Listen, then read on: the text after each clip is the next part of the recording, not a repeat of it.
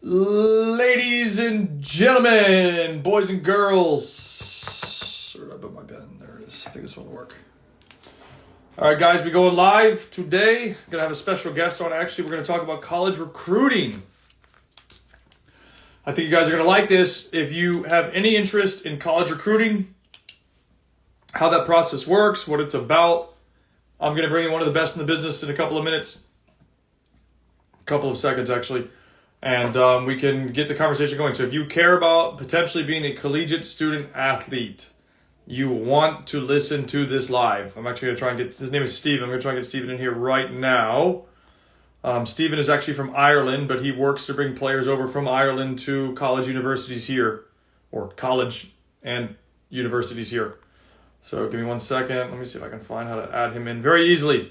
So we're going to be talking everything about college recruiting because everybody wants to go to college. There he is. Got him right now. Found him. Done. We'll talk about some stories and things. And again, it's all about perspective, right? It's about helping you guys make better decisions. Better decisions. Better decisions. There he is, the big Kyle, how are we getting on? my man. What's up, Steven? How are you? Another day in Yeah, paradise, bro. Living in Florida. haven't Still, experienced that way of life. Trust me, I'm looking out at rain, grey skies. So you have it pretty good over there in a lot of parts. But considering some of the stuff I look at, watching your footage and all, there's still a lot of work to be done. All right. Never ending, bro. Very It will good. never end. Never end. And so how's the recruiting process going? You got another tour coming up, right? And Yeah, so maybe it will be March 8 of months? 2024. So obviously how we connected was Right. back in March. We went to Orlando. So yeah, our placements are done for this year in regards to going over for the fall. In August, we've placed over 55 players between Ireland and the UK. Wow. And now we're working towards even January transfers, so spring transfers, where coaches do like to bring players in the spring as well, especially on the Yeah. international side of thing, where to acclimatize, to get used to the way of life over there, instead of going into that fall season, which can be fairly full on. Yeah, Right. And you said you did 55 players? male and female. So it's been a steady influx of players over that period of time. And yet again, it's all levels, from not just your big Division 1 universities or Division 2. It's down to NAIA, junior college, Division 3 even as well. So all ranges. Right. That's busy. Yeah. That's keep you busy. And can because most people don't understand this, and people always ask me like all the time about college and how it works, and you literally do the day to day. I don't.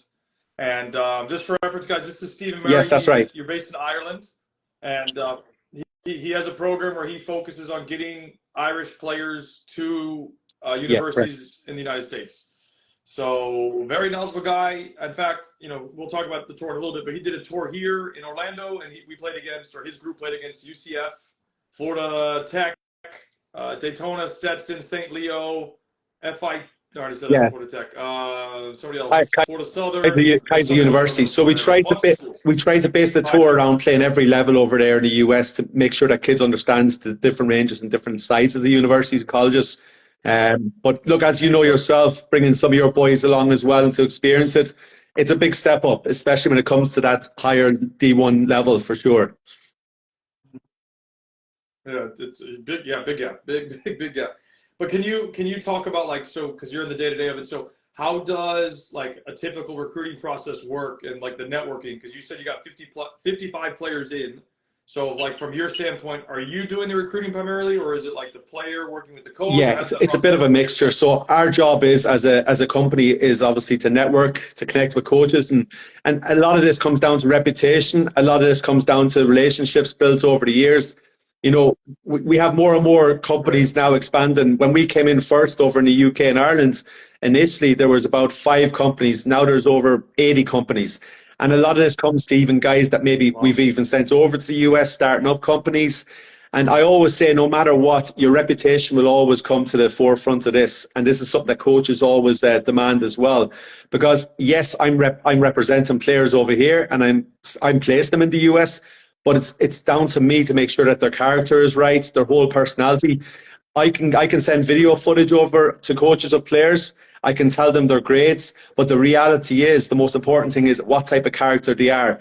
A coach is always going to want to talk to kids. He's always going to want to zoom them. He's going to look at them and say, look, I can see you're a good player. I can see your academics are of a good standard. But the reality is, can I put up with you for 4 years? Are you going to be a good team player? Are you going to integrate well? This is the case. Kids are going into an environment that they might be the only Irish player on the team, and they could be surrounded by players all over the world. So it's a lot to ask for a coach, and that's where my reputation. It's important that I'm placing the right kid over there, because coaches will soon enough turn around and say, "Well, don't. I won't be taking any more players from you." And that's it. Don't call me again. Yeah, don't call you again. Yeah, and then how do you, for your perspective, because again you do it day to day, how do you relay the message back to people? Because I remember when we did the tour here, you had some kids play, some kid played. Like for example, UCF, you had some play, some didn't play. How do you relay that message back to kids? Because I think every kid thinks, oh, I'm going to go big time D1, but not many kids really have the level to go big time D1. So Ruthless, to be honest, and I'm very honest. The reality is, Kyle, if a kid back home especially is not playing at a high level, there's no way he can go into an environment over in the US and play against the Division 1 program. And it's not fair on the kid. It's not even saying you can't play. It's more saying, I don't want to put you in a position that is going to completely diminish you and just say, this isn't the route for me. So yet again, we played UCF first, and it was like I was looking at the players that I had, and I was like, okay, you could play NAIA, you could play against Division 2. Why put all your eggs in one basket by playing Division 1 and blowing out in the first game? So it's about the message you send across to these kids. They're paying me a fee as an organisation to help them, and I've got to be honest. And that's the one thing that they ask from me, is just being honest. The problem in the US, obviously, I'm sure you're dealing with kids and kids all over, is they love the idea of wanting to show that they can go to the highest level university. They don't care if I'm playing or not playing. I just want to be there. If you're good enough, you'll go to a Division 2, an NAIA school maybe initially. And you know what? If you blow it out of the water after a year, 2 years, I always say, look, the transfer's there. You can always do it. But the reality is, you've got to be up to them levels. So for kids for me, that haven't played international football or haven't played first team football, men's football in Ireland, I'm not going to be pushing them to go Division 1 or a high level Division 2 even, because they're going to get eaten up. I'm glad you said that, because that's the same argument I have here with people. Because everybody's like, oh, I need to play in this league for youth and this league for youth. And I'm like, but you guys are missing the bigger picture, because men's football is what college is. It's men's football. And look, so people don't get that. I think it's just the way of the times. Unfortunately, when I went over to the US back in 2001, there was no social media. There was no kind of knowing what you were getting yourself into. Yeah. Nowadays, it's a case, kids, they see everybody else doing something and they always kind of say, well, I'm better than him, or I can play at that level, or they don't know the whole background of the story. A lot can come down to finances. A lot can come down to a kid is just academically right for that school, but is not necessarily going to play. Right. So there's so many different ways you've got to look at it. But yeah, look, you're the worst in the world when you give the truth and you say that basically you're knocking them. But it's only going to help them in the long run. And if they have to be knocked by being told they're not good enough right now, and if they can't take that, they're going to face a lot bigger obstacles in life, especially in football, going forward. Yeah, it's true. And I look at the example we have. And I think I told you when you came here to Orlando and you asked me for a couple of guys, I'm like, look, this is going to be their first season playing adult. So I don't want people to misconstrue this like, oh, you have to be on a national team. You don't have to be on a national team. You just have to be playing. When he's saying first team football, he's saying playing against adults. So you're not, it could be amateur, by the way, it could be amateur level. It doesn't have to be professional necessarily, but you're playing against grown, pardon my French, but grown-ass men. That's to be honest, you need to be playing at a good level. And to be honest, Kyle, a lot of the coaches that watch footage of players and stuff, yes, they're looking at the player, but nearly they're looking at the level of the game. They're looking at the opposition players, because they can always look at a player and he could have a 5-minute highlight reel and it can look fantastic and it can look like you have all the best traits, but then they look at it and say, well, what's he up against? So it's nearly a case, and it's funny when I see some of your stuff and you'll always say, well, I'll record the stuff that they've done crap at or they're just not doing well, whereas everyone wants to see the best stuff. So yeah, look, it's replicating what you are, but the proof is always in the pudding. If you want to go to college and you want to play at a high level, Yeah, no, by all means do it. But the reality is, you can't get there if you haven't Yeah, shown or warranted that in the years or two before it. that's true. Let me ask you this question, because again, I think this is something, especially in this country. I don't know about Ireland, but here we have an issue of, again, everybody says, "Oh, I want to go big time D1," but they don't understand, because in youth soccer, you pay your money and the kids get to play and they do whatever. But like colleges are recruiting basically based on position, unless somebody's that good. They're looking for somebody positionally. So can you kind of highlight how that works from, like, from your perspective? A school will call you and say, "Hey, we're looking for X. Do you have X?" Yeah, Like a number nine or and something. and funny enough, when it came to the tour, and I knew that a college in California, Bakersfield, was looking for a center forward, a forward, and that, and the Yeah. guy that came along to watch the game against Daytona and Stetson, he liked Francesca, and next thing things rolled from there. So Right. a lot of it comes down to, yeah, coaches will always have a plan in their head. What's graduating maybe a year or two before, and they'll say, right, they'll reach out to us and say, well, look, this position is going to be really open for us in 2024, say, and they're going to say it's got to be this type of center forward, it's got to have a background like this, and then that's our job, obviously, to look for that type of player and stuff like that. But yet again, coaches are very specific on what they want, and I always say to players in the recruitment process, there might be only 10 or 15 universities out there in the US that is going to really want you or need that type of player out of maybe 2,000 Right. colleges. So don't think just because you could send out a blanket email to 2,000 coaches that they're all going to reply and say, well, thank you, but yes, we're very interested. And the reality is, it really is ruthless that coaches won't even respond to kids because they'll say, why, Yeah. do your research, look at the level of the program, look at the players that are on it. What makes you think that you can actually come Mm-hmm. and be a big role in our team? You know, so people Yeah. waste time a lot on emailing coaches or emailing universities that are completely out of what is their level. But back to your point on coaches looking for certain types of players, and I always say in Europe, especially with coaches, they can get all the athletic, fast, strong kids in the US. They're looking for ball players. They're looking for Yes. kids that feel the game, that really are embraced in the game. Yeah, and that Experience. have the right attitude. And usually that's down the spine. If you're looking for a good center back, they want a kid that can head a ball. They find a lot in the US that kids don't want to head the ball or can't be aggressive in the header. And they want a True. strong tackling center back. All kids now they want to wear white boots and play center back and look like the top center backs on the ball, but they don't all want that. So it just Yeah. depends on the type of individual they're looking for. Well, can you highlight that point you were just talking about? Because I think this is really important, again, at least from this perspective, because most of the guys in Europe that are coming from Europe to play in college, they have first team experience. They've been playing against grown men for probably, I mean, you could tell me better than me, but one Yeah, year at least, I've two got years, 3 years, yeah, because you can bring in and I've guys, got kids the right age now range. that one kid is up for the Herman Trophy here this year. He's at Hofstra University, and Nice. he made 70 first team Premier Division appearances in Northern Ireland playing at that level, and yeah, 70 by the 70. age he was by the age of 17. And then Right. and the reality was That's he was a wow. skinny, wiry kid. He had to go over and look at different universities, and a lot of coaches turned their back on him because the number one thing they look at in a kid is say, well, he's not athletic enough, he's not quick enough, he's not strong enough.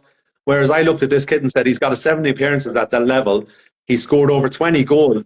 He could I put the ball in the back of the love it. net. So yet again, these coaches look and say, well, is he going to be an impact player? But yet again, I looked Right. at it and says, so he For looked at sure. Hofstra and they wanted that. The coach flew over to see him. They brought him over, and straight away they got him, and now he's up to 35 career goals at Hofstra, going for the Herman Trophy. And that No, was he's in his how many years? senior Two year years? right Second now. year?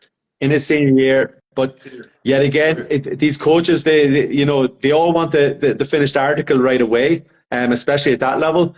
So it's so important that you understand that what's going to be an impact player and what's not. Um, but yeah, look, it's Right. crucial that the lads that I'm working with, especially, that they understand that if they're not playing at that level here, don't even entertain the fact of going training, telling me that you can go to a high level over there right away. Yeah, well, and it's interesting because like I played at a Division II school, and which was called St. Leo University. We had basically every single year we were there, we had an average of 36 to like 38 guys and maybe we had at most at every season most 10 Americans. So I mean you can again probably add more value to this, but it looks like to me the trend is still moving more towards international players, and I don't Yeah, blame college coaches for doing that because they can get better players with more experience and level. So it's I don't know if there's something you can add with that, but that no, it is. that would just be that's what It I is, saw and I 10 think years it's ago. probably becoming more to the forefront with the MLS clubs now having academy, obviously bringing kids on next gen and stuff like that. So a lot of top kids are nearly not even going to Yeah, college and maybe going down that route. So they're looking at it and saying, well, if we're not going to get the yeah, top, the cream of the crop here, yes, we can bring in on Division One programs. They can have up to 10 full scholarships. So they're going to travel the world to get what's right for them internationally.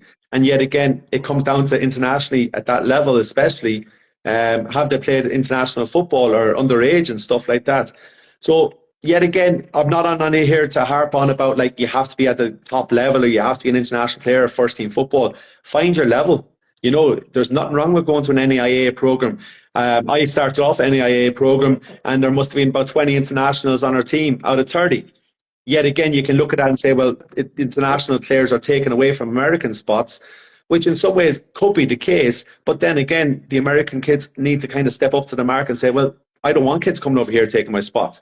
So what am I going to do to enhance that? So mm-hmm. yet again, it's very competitive at all levels now in college soccer.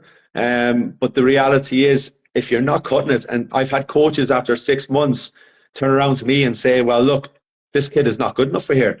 My job is on the line. I'm being paid a lot of money. I can't afford to waste time. The kid might have to look at going elsewhere. And they're, yeah, and They'll have to. and Yeah. They don't care. You just said it. Like people don't get it. They have a family to feed. They have a mortgage to yeah, pay. They have their bills. They have to do what they need to do to win. Otherwise, they're going to get yeah. fired, and they And don't want to then get there's fired, a obviously. And then I would say there's a So I terrible completely get culture that. in regards to now, and I suppose it started with the NFL and other sports. You know, the transfer portal now, where kids nearly jump on a transfer portal because somebody said boo to them. You know, if they're out of college after a year, they've done very well, and they feel that they have the right to like jump on that Yeah. portal. And then all of a sudden, it's like they go to another program thinking I'm going to do well there, and they're not even playing. Or it's just sometimes you have to understand the right fit initially is the most important. Now, if you do blow it out of water, coaches will come looking. I will never take a kid on that comes to me and says, "Oh well, I want to transfer. Can I pay you a fee and you help me out?" Because I look at it and say, "Well, I'm looking at the first year or two. Your stats are rubbish. You're not playing much. You're not doing anything else. How am I going to turn around and ruin my reputation by pushing you over to a coach?" Right. You know? You can't tell them, right? Yeah, you can't tell them. Can you expand a little bit more on this? Like, I don't think people get this point because you talk about being a standout, so or impact player and making a difference. So can you kind of highlight how it worked with Francesco? So he went and played against Stetson, I believe, Stetson University. There was a coach there Yeah, scouting a yeah. goalkeeper at the time, and then he saw Francisco play to a certain level, and he's like, "Man, I need this kid." But can you kind of expand on like what happened, how it Yeah, look, happened, and why stuff like that and works? yet again, it's probably just maturity. And when you look at Francesca, you see a physical, athletic, strong player that was just that stood out in some ways. The one thing I liked about Francesco, and it's what I mentioned to the coach, was is just how humble he was. You know, he's a very good player, but you could tell that he has gone to Europe a little bit. He was over in Italy and stuff like that. So all these things really stand Yeah, out because at the end of the day, as I mentioned, you have to show that a player is willing to go out of its comfort zone, even at a young age, more than anything else, before actually stepping into a college program. So he went to Italy, lived away from home for a little bit, played at a good level over there. And then during the games, you could just tell how athletic, how physical he was, and he was just ready for it. He was probably a year or two older. So that's why I always say, you know, kids have this thing, oh, graduate high school, have to go to college. There's nothing wrong with getting an extra year, whether living in the real world, whether getting your proper training and playing at a good level before making that step now to go into to the college level. yeah. I mean, he was a 20-year-old. He just turned 21. Me and him are still talking pretty much once a week, and you can be a little bit older and go play college football. It's not a problem. Like I remember when I was at St. Leo, I mean, Yeah, we had guys that were 25, 26. That was D2s. The rules are a little bit different, but like you don't have to your point, you don't have to graduate high school at 17, 18 years old exactly. and go straight to college. You could play 1 or 2 years. So maybe you go to Europe for a year, or I'm using players from here, but they could go to Europe for a year, come back. If it doesn't work out, and then you can go to there's college is always available. There's Yeah, always a level you can play in college, exactly. and I think you said that earlier. Exactly. So, So I agree no, 100%. look, it's a I big agree move for 100%. him. And it's going to be a big step up. But the fact that he was willing to travel across the country is huge in that part. But no, look, all the best to him. And yet again, it's crazy how these things happen. I look at the players I've sent over the years, and just the coincidence of meeting certain people, and that's what I say to these lads going to college, and whether they're coming from Europe or America. Just integrate yourself, because you never know who you could be in that team with, how they'll set you up for the rest of your life in some ways, the opportunities. So Right. the networking is crucial, putting yourself out there. Because the reality is your playing side of things will take care of itself. You'll get your education, your degree. But Yep. then the reality is you can go anywhere in the world based on playing college soccer and connecting with people. It'll bring you places you couldn't imagine. And can you highlight that point about networking? Because I don't think people understand how important it is to like build a list, to contact schools, use people like yourself to generate those contacts if they have the level, of course. But can you expand on the Yeah, networking look, the piece a little more? networking is what it's all about. And from my perspective, going over to the US, I always say if you're an Irish person in the US, that the world is your oyster, because the Americans love the Irish. You can put yourself out and you get great opportunities. But no, look, I just think it's talking to people and just being humble and appreciating it. Sometimes I get people that go to, they go to smaller colleges in the US, or they go to small towns, and they like nearly look at it and say, well, this isn't home, and they don't embrace it. Whereas I always say, look, you go into that environment, be nice to people. People will be really nice to you. Talk to people, build relationships. Don't just be in that mindset going over and thinking, I'm going to be a professional athlete, or I'm going to be a professional footballer. Think of what other avenues you can go down that's going to help you. Get yourself involved in, especially at college, you can get yourself involved in coaching kids, refereeing. And yet again, you meet so many different people from different walks of life. And that's what I say to people is like, don't, if you put yourself in a box and then all of a sudden just say, oh, well, what are you going to do for me? Or are you going to motivate me to push on after college? No, it's got to come from within. So that's where you're looking at it and saying, you know what, take the opportunity to do it. But yet again, you have to be independent and you have to put yourself out there. Right. No. I love that you ended with that, because that is a huge problem. I always talk about the US, but more and more kids in this country are relying on mom and dad older and older. I think social media is causing a big problem with this. And it's causing an issue where, what's the word I want to use? Like, I don't think, it's privilege for sure, but it's, I'm trying to blank on the word I want to use, but like kids are protected here, where they don't have to push above the comfort zone. They have mom and dad protecting because they're paying the bill, they're And then paying for there's the a sense, soccer, then there's and a it's sense of not setting the entitlement kids that up. is like, There you go. That's the word, entitlement. And the kids here, they'll never understand the reality of actually going to college, because a college coach, like you said, works with you for 4 years. And if you don't buy into their process, they will kick your yeah, ass out. They don't care. And if, like, I have a buddy of mine, he coaches in NAA right now, and me and him talk probably once a month. And he's like, dude, you talk one time in my practice, I'm kicking your ass out. Like, don't speak during my training, or I'll go kick your yeah. ass out. I'm going to get another 3 kids. So it's nuts, man. But I wanted to ask you too, with women, because I'm seeing now more and more women coming into, more and more international women coming into the States. Is that a trend that you're Yeah, seeing, look, and it why? is and it isn't, because the professional league now in the UK especially is getting so much stronger since England have really pushed on. So yet again, in regards to the highest level players, coaches now are struggling to find a lot of high level international women, as much as there is players coming in. Right. And to be honest, on the women's side of things, when it comes to athletic side, athleticism and that, it's such a big step up in the US. The physicality, everything about the women's side of things. So I do think, yes, of course, there's girls coming across at a high level, but not as much as you would believe. And I still believe that America, when it comes to college soccer, on the women's side of things, they have the best athletes and they have the best players going right now. But as I said, Europe's getting so much stronger, and potentially now girls are looking at it and saying there's better opportunities here right now to develop in a full-time environment. Yeah. And they also are pushing the education side of things, that they have to go to university. So it's not as big as you would think. Whereas on the men's side, and probably a point I should make on that side of things is, clubs now, especially in Ireland and stuff, they don't want their better players going over to the US. And a big part of that probably is, when a kid gets to 17, 18, if a kid goes to the UK on a 3-year contract in England and signs with a pro club in the Premier League or the Championship, the club will get a knockback on that. So they might get a fee if they pay a big fee for him. You know, you got a kid like Evan Ferguson right now who was 16 and went to Brighton, and now all of a sudden in 2 years' time he's playing. He's after developing and physically he's a monster.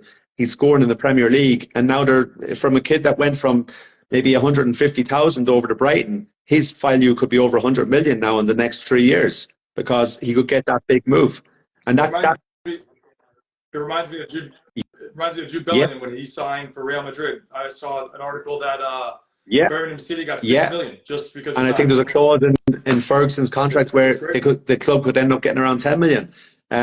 So this is where I'm always like trying to push these kids, better kids, to go over to the US and say, look, go over at 18, 19, you come back at 22, 23, you could be ready to then go pro, or you can end up going elsewhere around the world. But it's a bit of a battle, but I can understand where they're coming from. But it's my job, obviously, to look out for the best interest of the kid, that they can have a more complete, rounded education and play at full-time level as well. No, it's a good point. So, and it's interesting because, I think from your perspective, you're trying to help kids make the best decisions for them. But I'm sure that's not an easy conversation to have because they're like, oh, well, I feel this. I feel like I'm this level player. So I mean, I know you said you talked about honesty, but is there a certain way that Yeah, do you have that conversation yeah, with the parents as well, or is it's it just crucial the with the player? parents. You have the conversation with the parents, because at the end of the day, you're not going to take away from an 18-year-old and ruin his dream and say he's not going to go professional.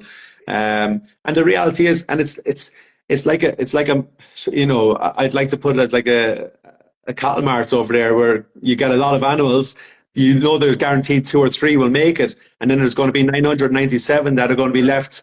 And a lot of them, I always keep an eye on guys that maybe have gone over, and 21, 22, they'll be dropping me messages and kind of saying, well, it didn't work out. I was promised this and that by an agent, and now all of a sudden I'm kind of back. And the reality is, a lot of them end up giving up, ended up in problems, whether it's in gambling problems, addiction problems. Because the reality is, they go over to England and they go at 16, 17. Yes, they get a bit of education, but they maybe have 2 or 3 hours a day in the training, and then the rest of the days are free. So they're trying to keep up with the Joneses in regards to, you're living in a lifestyle where players are earning hundreds of thousands, and you're maybe, you're not earning great money, but you still have to look the part. So a lot of them end up after that 3-year contract having to drop down levels, having to go maybe play at your lower leagues, and the motivation is not there for them to do that, and they end up just packing in the game. So yet again, it's that 18, 19. Look, if a kid is realistic and he's going to make it as a pro, yeah, don't stand in his way. Let him at it.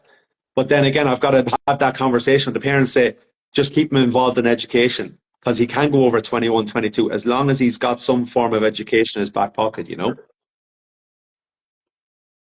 Yeah. And how does that process work on your side? Because obviously, like here, you have a GPA, you have an SAT, an ACT, you got to pass those scores. Is there certain requirements from the international side that they have to pass? Because Yeah, the I SAT don't know.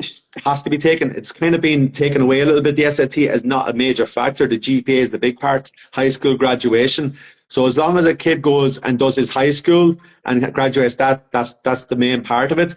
Then he's got a year. You are allowed to have a gap year for a year out of education and just concentrate on playing potentially. But once you go over 1 year out of education, it becomes a little bit tougher.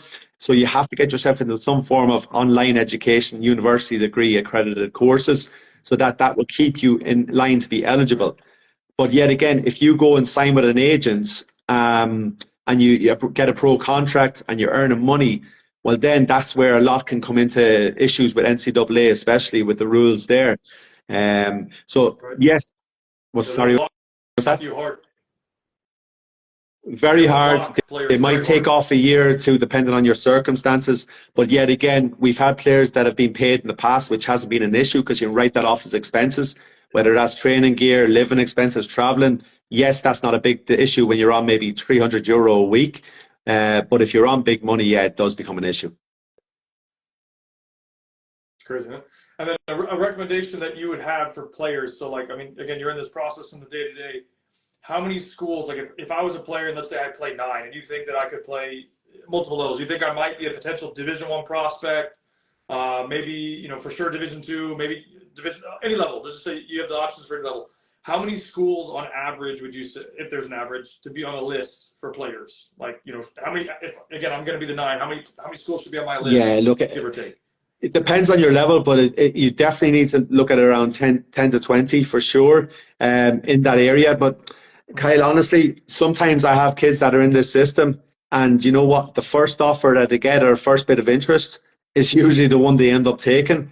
And it's just more a guts that it's the right fit. But the problem is, especially with the better players, is once they start getting a good bit of interest, especially at the higher level, they just want more and more and more. And then it just becomes a minefield. And then all of a sudden you're caught in a position where, you know what, coaches are actually talking to each other and saying, well, this player is playing me off against you and playing me off against 15 other universities. Yeah, they're all They're all friends and friends. they all Yeah, they're all talk. friends. And a player is always going to be something that they're going to say, well, I'm talking to this kid. As much as they're not going to give away much, your word spreads. So you've got to be very careful that, you know what, I don't want to come across as somebody that is saying, well, right, look, they've made an offer. It's a very good offer. I might go around to another coach and say, well, they've made this offer. You need to make that offer and higher.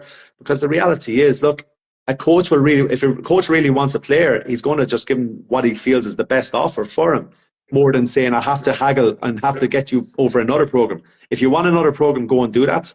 But don't be coming around to me and telling me, yeah, I'm the best thing since sliced bread, whereas you're telling another coach the same thing. So it's yet again, it's finding that balance, and I'm having more and more kids even going JUCO initially, because academically they're just not ready for that environment of it's all a balance act, isn't it? You're going in, you have to balance your academics in school, whereas JUCO can give you the opportunity to play a lot more time, but also get your education in order. And you know what? If you want to go to that D1 level in 2 years, you'll have every opportunity out of that. Especially if you go to a good JUCO. Yeah, Yeah, there's plenty of guys that leave well, JUCO to go we D1. we played. We Happens all the obviously time. we went over and played in the tour there, and the biggest stuff when we got was against the JUCO in Eastern Florida. And Eastern Florida is renowned for having kids that academically maybe just are not there. They get the best players going there, and they all go Division 1 afterwards. But yet again, Yeah, beautiful. it's Everything about it beautiful. says it's Division 1, but it's just obviously the education side of things tells you that the kids just go there, they knock it out, get the head down, work hard, and they get where they want to be. Yeah. And then because I think this is, especially here, a misconception about scholarships. And everybody thinks that they're going to get a full ride athletically. And I was one of those, by the way. I thought for sure I was going to get a full ride athletically. It didn't happen. But can you touch up on, because I think people misunderstand, like you don't get as much money as you think, one.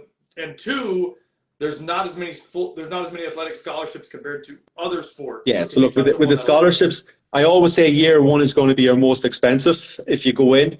The good thing about the system in the college system is that each year your scholarship is renewed based on performances in the classroom, based on performances on the pitch. So if you go in as an 18-year-old freshman and you're competing against guys that are 22, 23 years of age, that might be your juniors and seniors, the likelihood is these boys are going to be the ones that are going to be on the higher end scholarships because they've earned that and they've worked towards that. Yeah.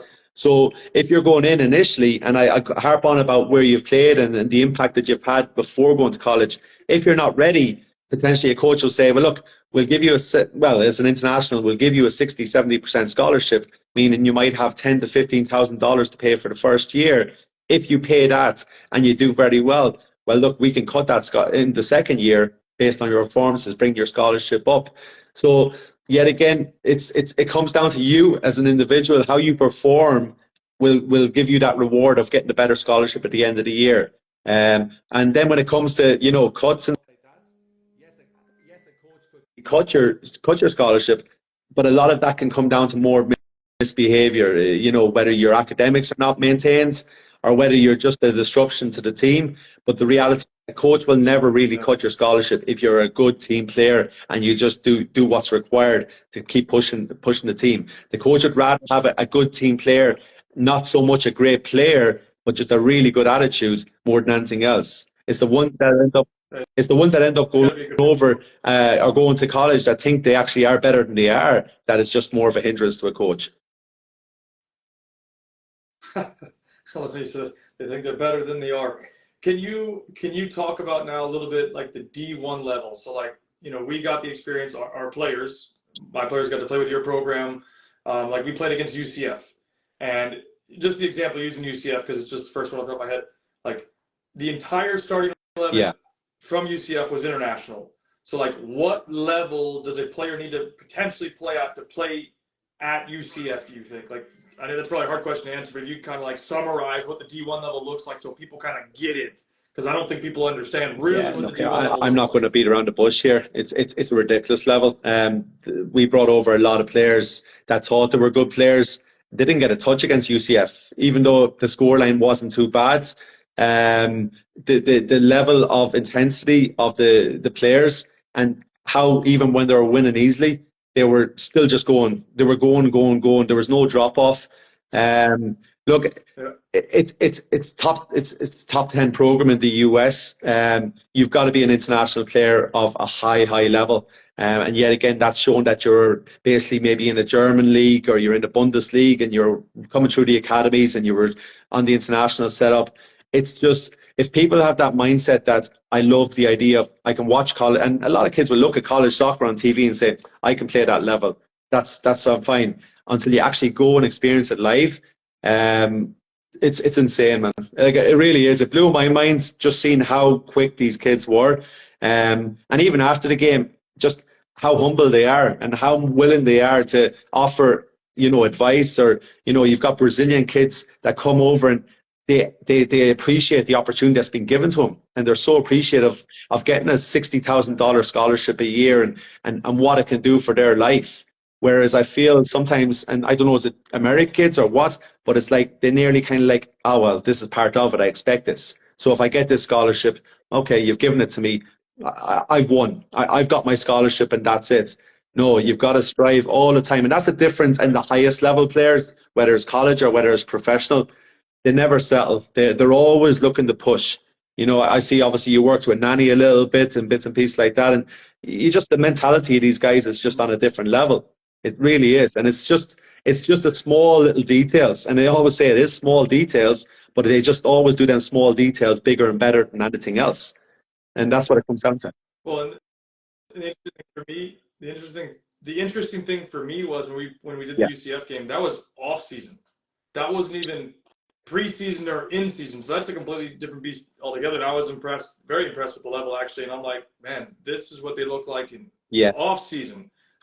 Imagine when they're Yeah. in full swing, what they're actually going to look like. And I don't think And people I can think just understand there's a big in difference regards to between the the two. off season, it's a big point with the spring. These kids that are playing in the off season are, they're already being told, well, there's 7 to 10 new freshmen coming in. I'm actually fighting for my spot here. I'm fighting to play next year. So yet again, we mightn't have even Or played transfer. against their top 11. It could have been players that are on the reserves or just kind of pushing into the first team because they know that if they're not Right. cutting it, they're out. So look, Yeah. in regards to the levels, I cannot speak highly enough of it. I just think it's far above and beyond of what even international people look at it and say, well, American soccer and all that. At that level, it's high intensity, and it gets better and better.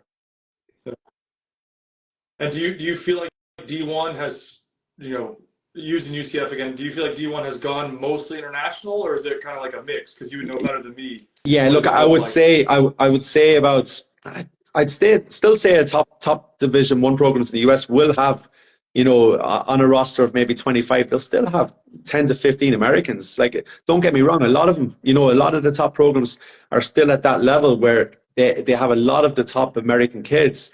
But yeah, when you come to play a lot of them top 20 Division One universities, the majority of them will have international starters. Whether there's Americans on it, a lot of them will have starters being international.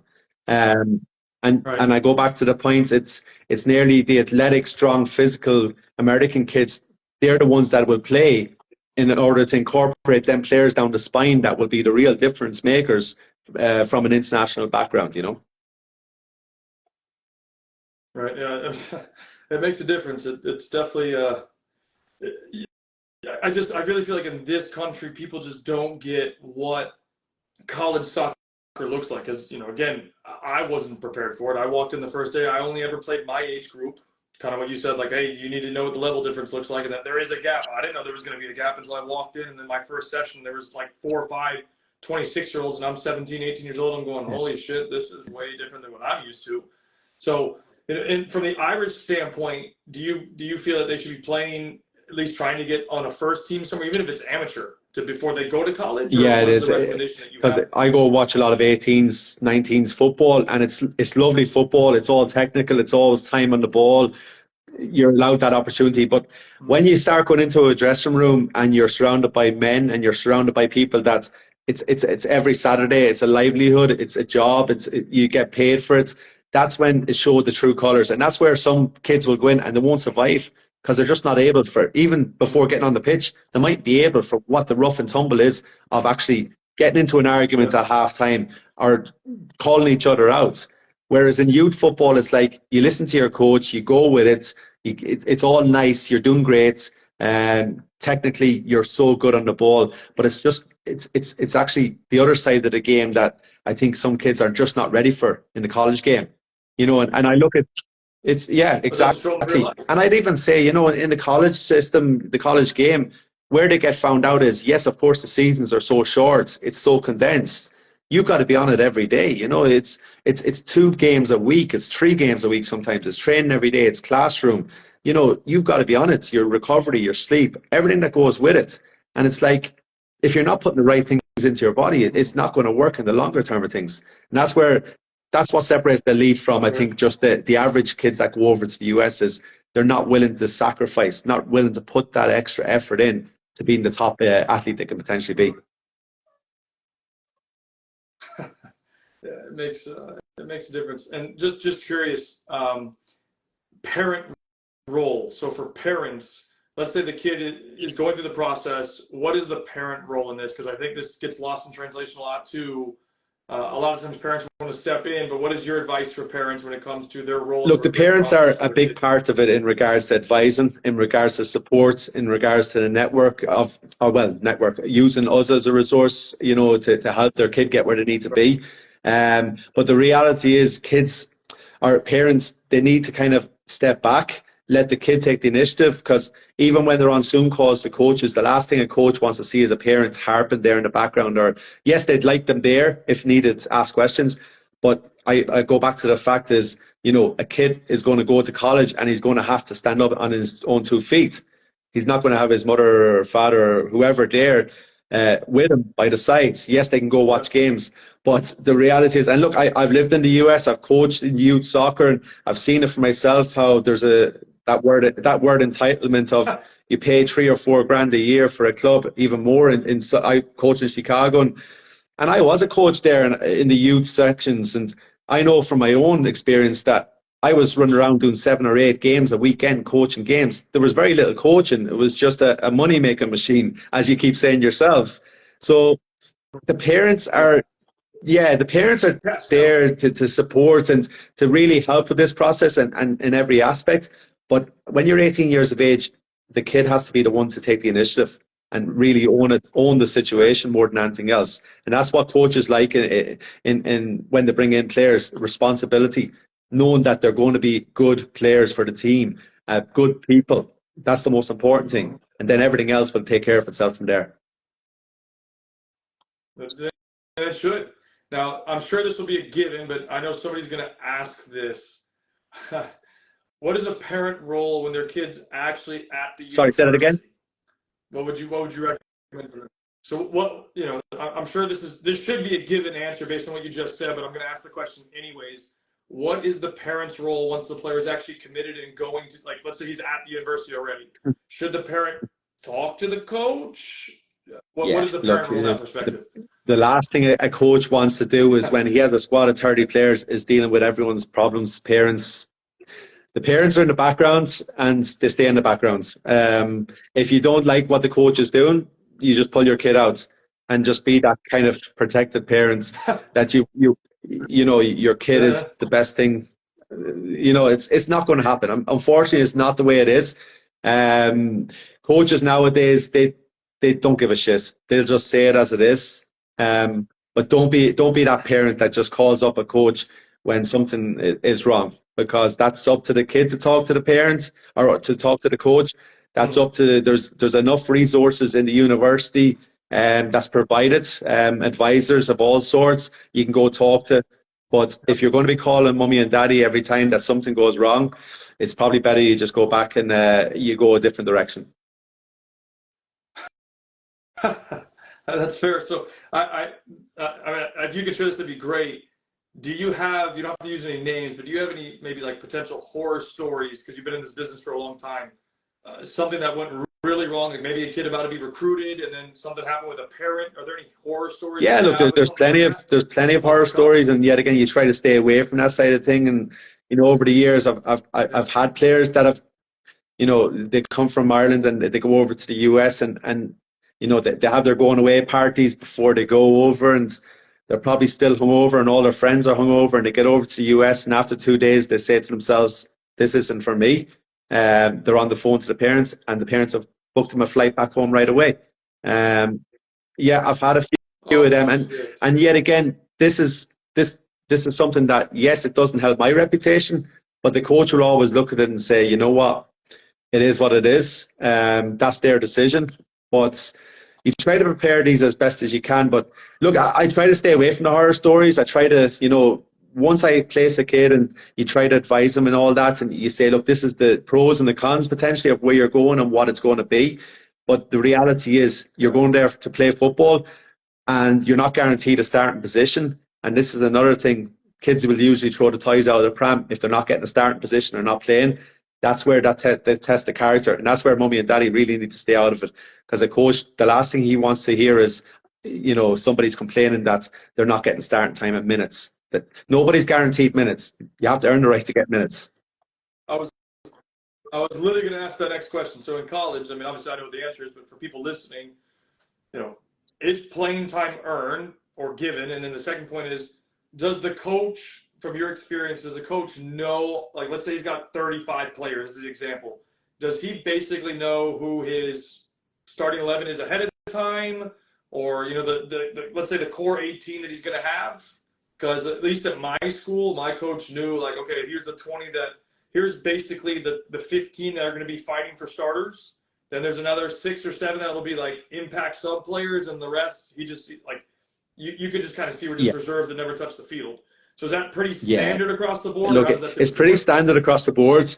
And the reality is, if you're paying a lot of money to go to that university, or you're only getting a partial or a small scholarship, it's probably the writing is on the wall that, you know what, you're the first year. Coaches can work right off a first year. They'll have you there as a squad player and training, and they might look at it and say, you know what, you're going to be better in year 2, year 3. But right now, I need you to be a good team player, a good person on the team, around the squad. But the reality is, you're not going to play much. And that will all come true in preseason. That's why I tell kids, you go to preseason the start of August, don't go over there thinking you're just going to get fit and you're going to get by. You have to be there ready probably 2 or 3 months in advance of fully at the peak maximum level. Because if you go over into a preseason in college and after a week you're doing your running, you're doing everything, you get injured, you could be out for maybe a month, that could be nearly half a season gone, and then your place is completely gone. So you've got to understand that you've Yep. got to make sure that in January of that year going over, that potentially you've got yourself in the best shape for the next 6 months and you're ready to hit the ground running. Don't give the coach excuses basically just to look at you and say, you know what, you're just not at that level, or you're not fit, or you're not, any reason they'll look for to say, well, sorry, you're not good enough for this season. You're going to have to work hard in the Right. spring, and then we'll get you ready for next fall. Can you walk through what a typical preseason looks like? Because again, from a youth soccer perspective here, preseason doesn't exist. One, and then two, it's a completely different beast to what youth soccer looks like. So can you kind of highlight what a Yeah, typical look, preseason when, looks when like? internationals go over, and obviously the biggest thing is the heat and humidity, as you all know all too well down in Orlando. But preseason it's programs. It depends on the program, but usually they can go out first thing in the morning, 6 o'clock. It could be training really early, and then they could be in the gym room, for an hour. Then potentially afterwards, breakfast. Then they could go to sleep. Then in the afternoon, they could be out for another session. You could potentially have 3 sessions in one day, and then as the preseason pushes on, the time will maybe go down a little bit. So you'll do a lot of video footage, but that 2 weeks you do for preseason, that's all you know. Eat, sleep, and play football. and train. That's all you know. Nothing else matters. You know, in regards to your life, in regards to anything else, you're going to be hating it in every way. It is. It's the reality of it. You buy But if you're into it. going and thinking, oh well, I'm going to get myself fit here in preseason, the likelihood is you're going to get injured in that first week. There's no doubt about it.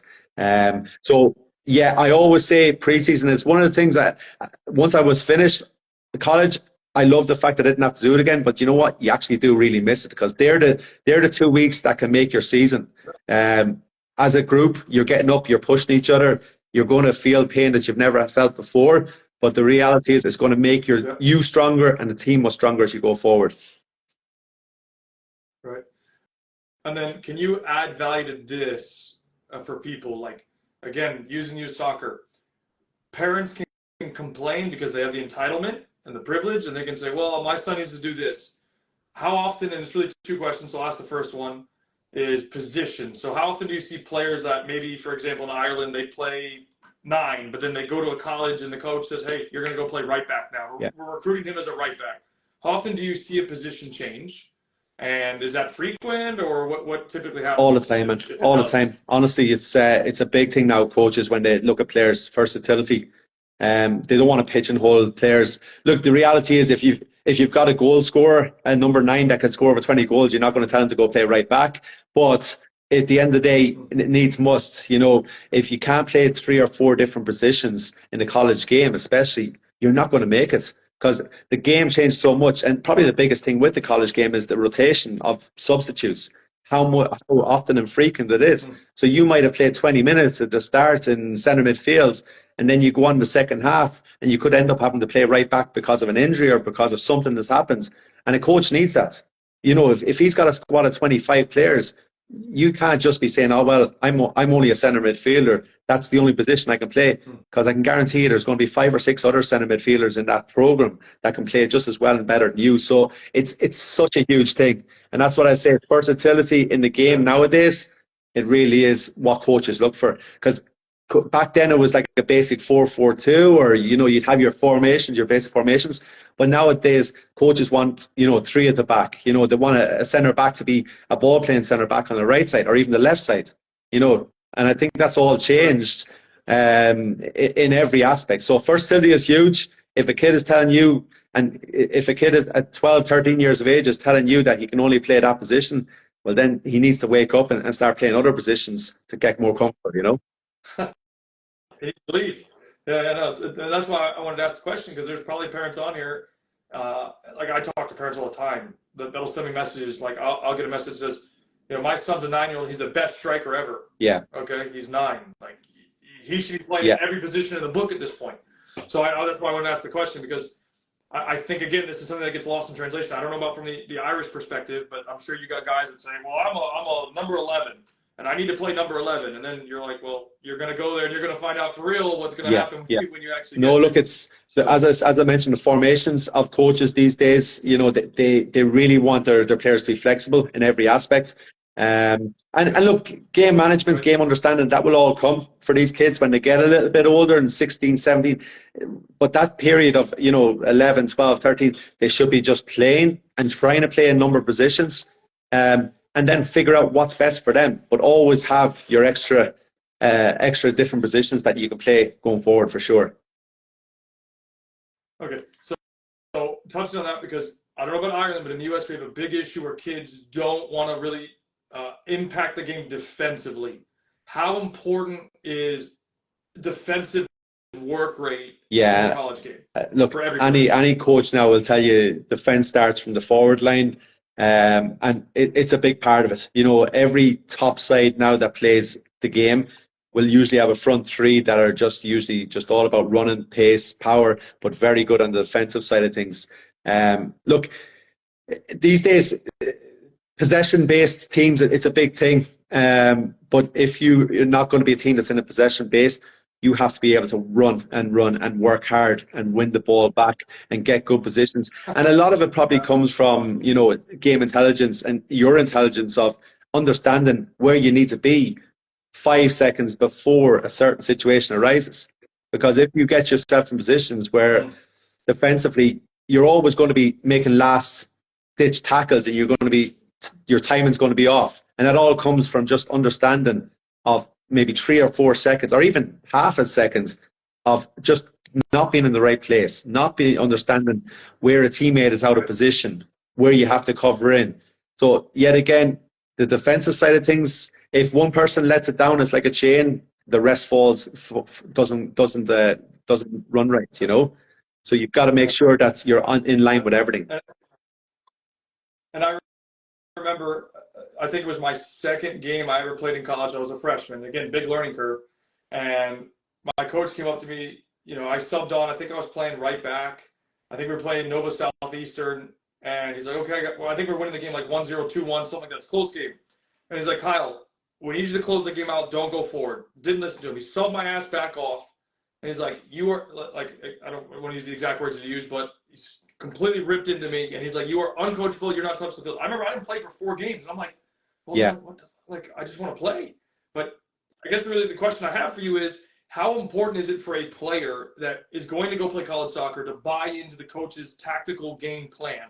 And what happens if you don't? You obviously touched on it there, but as we mentioned, the coach, it's everything. The coach, it's all about the coach, and it's all about winning. And if you're coming to a coach and you're 1-0 up and you're still wanting to be on the offensive, and it's a type of game where you're kind of gassed and your back's to the wall, he doesn't want you going missing. You know, so as you mentioned, no, look, coaches will just take a player off and say to you, you know what, it's not going to happen for the rest of this game, and it's not going to happen probably for 2 or 3 games. And the reality is, you're going to be looked upon as a liability more than anything else, because the reality is, we want to close out a game and we want to win this game, whereas you're being selfish and thinking, how can I get the glory, or how can I get the highlights to show that, because some kids, look, in college you might only get 15 minutes on the pitch and you feel like I have to do everything in that 15 minutes to show, right, I'm ready to play the next game, more minutes. But the biggest side of it, do you know what? If you went on the pitch for 15 minutes and you didn't touch the ball, but you stopped their best player from being that impact player, you get all the plaudits. Yeah, look, you don't have to touch the ball. Sometimes a coach will be more appreciative that you stopped a player from being the danger man, rather than you getting on the ball 10 times in that 15 minutes and just maybe doing your simple 5-yard, 10-yard passes. Yeah, it's just do your job. If you get put in, do what the coach tells you to do, or you're going to be taken off and you will never play again, or you won't play for a while. Like, I had to learn my lesson. I had to follow what he said, or I was just not going to play. And that's another big issue. But so when a kid is going to go and is recruiting, so again, using Irish players, and they want to go to universities, how important is research and knowing what you're getting into before you actually go or commit to a school? How important is that? Do you advise that? Yeah. Or how? Look, you walk through that process? I do advise it, and probably the worst thing that kids can do is go Google a school, and then they read all the bad reviews of certain kids that have just dropped out of college and just leave crap reviews because they hate everything about the area and they might have grown up in the area. Look, for international kids especially, I always say, forget about location. You know, there's no point being at a lovely location and you're not playing and you're not enjoying it and all that. So forget about the location. The most important person in this process is the coach. If you're talking to a coach, you've got to look at him and think, you know what, he's going to help me. He's going to help me get to where I need to be. He's going to help me enjoy my experience. And he's also looking at me and making me feel like I'm wanted.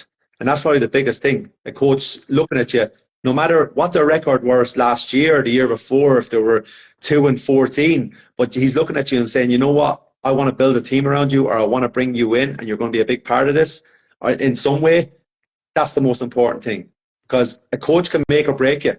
The university, the party lifestyle, everything that goes with university, that will always be there. But the coach is the one that can easily turn around and say, you know what, you're just not for me. I thought you were better than this. And that's where things go to crap, you know.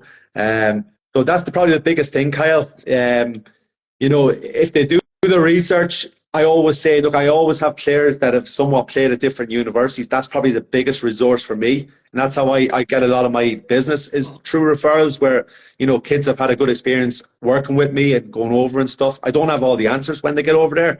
I'm not going to, you know, cause all their solutions. I'm not going to be there for.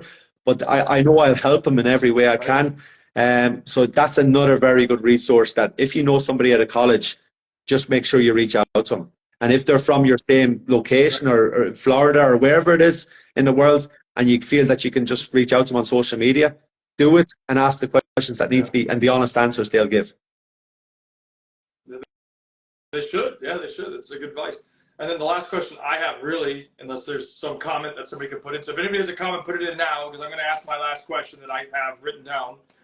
What would be, and again, this doesn't have to be about playing, but from just like a coach's idea about recruiting generally, what are like the top 3 things they're going to scout for? Look, ability is the obvious one. You know, the ability that you have, that you can show, and not just in a highlight reel. That they'll watch games, a 90-minute game. They'll have to see everything about you. Probably your demeanor more than anything else. I always say to kids when they're playing games, you never know where a coach is and what he's watching. He could be there half an hour before the kickoff, even before you step on the pitch, and looking and seeing what way you are around the group or certain things like that. So how you carry yourself, not just on the pitch, but off it, how you're helping after the game. Are you helping to do stuff? These are the things that coaches look at in a lot of ways. So yes, the ability is going to get you there, but it's probably more your character and your attitude and how you are as a person. And I keep on saying that, you know, that's the biggest, the values that you have, because it only takes one bad egg in a change room to turn a lot of players. And I've seen it over and over again, where even if you have them for a short period of time, there's one kid that just, he feels he's superior to others, and it's not good. It's a toxic environment it creates. But yeah, just somebody that has that get up and go, Kyle, that's, you know, that's on it. That's not having to be told. That's not having to be told over and over again. It's the worst thing that any coach can put up with is having a kid that you nearly have to just keep on spoon feeding. They don't want that. They want a kid that's just is taking the initiative, that's coming and is, yes, asking questions. Don't just sit there and nod your head and say, yeah, I agree, coach. They want a bit of confrontation as well. They want to show you to show them that you're a winner as well, because that's what's going to drag a team, not just in a game, you know, that you're winning easily, but in them games where your back's to the wall and they know they can count on you. So look, to kind of hit in a nutshell, look, your ability is everything, but I always feel your character and your background is such a big part of it as well. As much as I don't want parents involved in it, and I never do, but they will always look at your parents and they'll look at how they conduct themselves. That's a big part of it, because that will tell a lot about the kid that they're recruiting more than anything else. Crazy, isn't it? And then we had a question come in, and I'm sure there's many more that we missed earlier, but I can actually pay attention to them now. So if anybody has any questions, ask them now. And the question was, how does a player that goes through an ID clinic without knowing the coach get noticed? The question was, how does a player that goes to an ID clinic without knowing the coach get noticed? Look, I'm not. That was the question. I'm not one for ID clinics, and that's just they're money makers. A lot of them are, to be honest. I've dealt with a lot of. I've had kids that have come to me and said, I'm planning on going to an ID camp over in the US and to a college. And look, I've been at a few of them in my time while over there, and the biggest thing is that you can get a very good highlight reel video footage from your own environments, playing in your own team, because, you know, yet again, if you go to an ID clinic, you're going and you're competing with 40 or 50 kids that you've never even played with, different levels, different standards. You're never going to see your true side. So you've got to concentrate on getting a 90-minute game where you play very well, that you could send to a coach and say, look, this is what I'm about. You know, the 4 or 5 minute highlight reel, a coach, if the first 30 seconds is not impactful, they'll turn it off. They won't even bother looking at it. They'll just say, put your best clips first, but make sure in that highlight reel you have a 90-minute game to follow up that you can always say. But if you're going to fork out money and go to ID camps all over the country, the reality is you're wasting a lot of money, and you're never going to perform to your maximum best at these ID camps either. And that's the biggest thing, you know.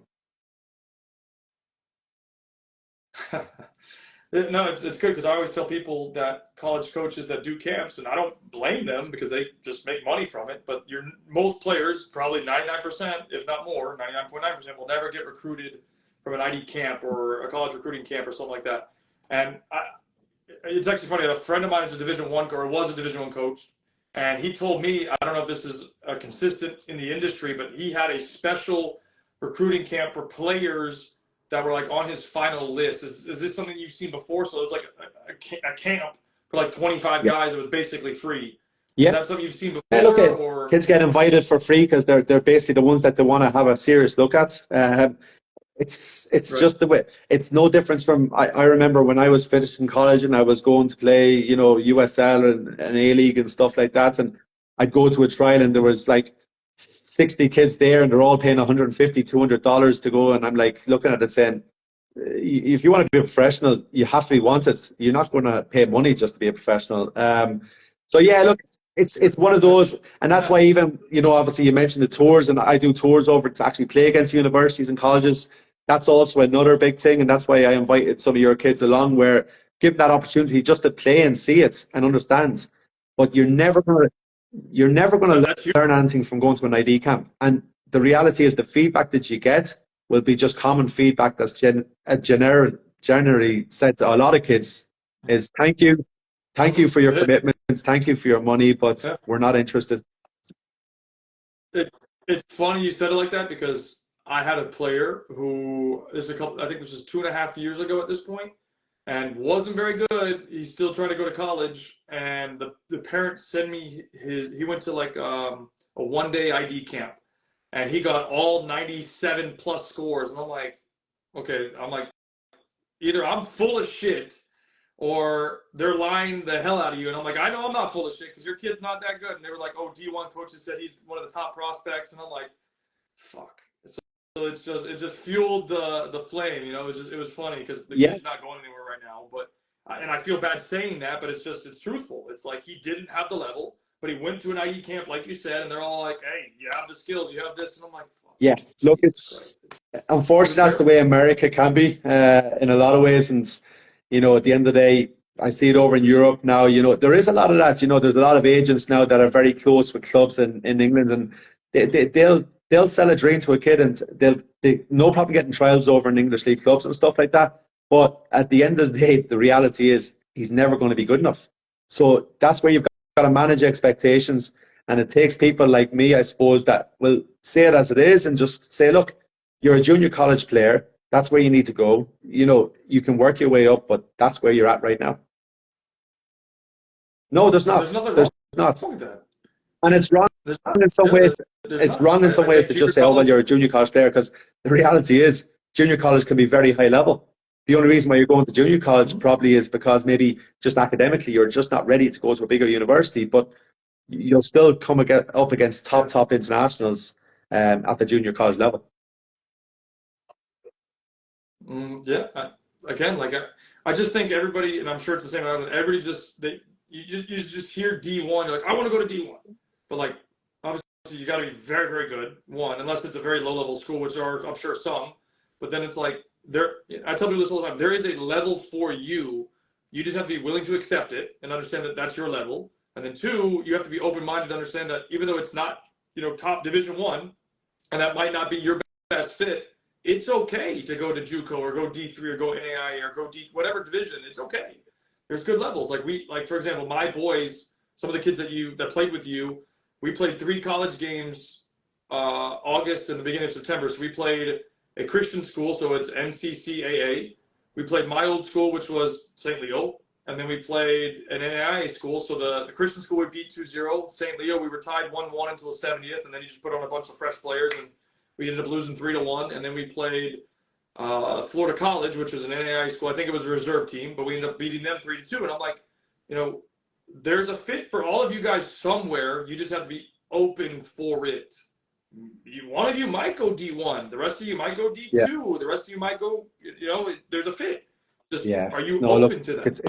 It's a common point. And look, yet again, until these kids go and play these colleges and understand this and understand the levels, they'll never experience it. And I mentioned a kid here now that was on the tour. You know, he's a serious player and great attitude, and he's gone to Montverde here for 2 years from Ireland. And you know, it's only going to help him to realize, you know what, in that environment, it can get him where he needs to be.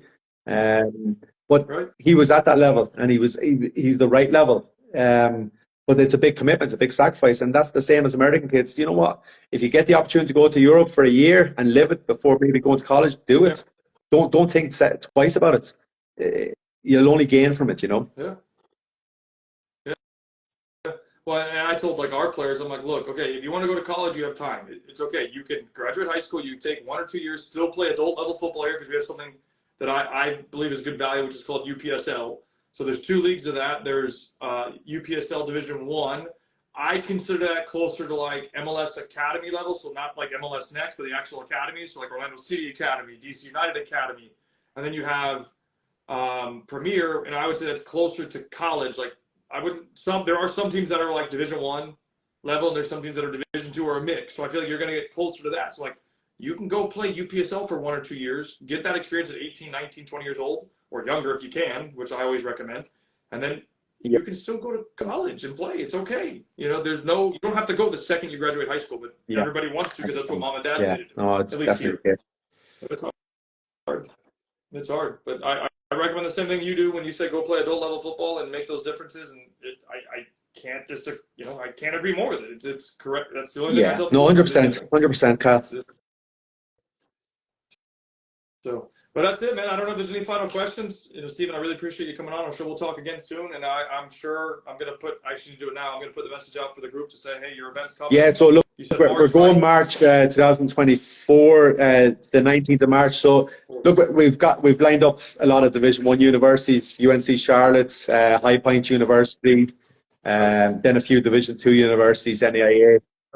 Look, it's a fantastic opportunity and trip, and it's something yet again I'll be potentially looking at some Americans to come over to compete as well. So if there's any that you feel that would be worthwhile pushing, for sure, let me know. No, I appreciate it. You're the man, bro, as always. And if you need anything else from me, let me know. And I'll put this out so people can have it. And right. Hopefully I didn't sound as bad as that dog in the background, but yeah, all is good. No, sorry, that's my dog. Hey, stop that. Thank you. Excellent. So perfect, man. I appreciate your time. Sorry about that. Top man, Cheers. I'll see you later. Thank you, man.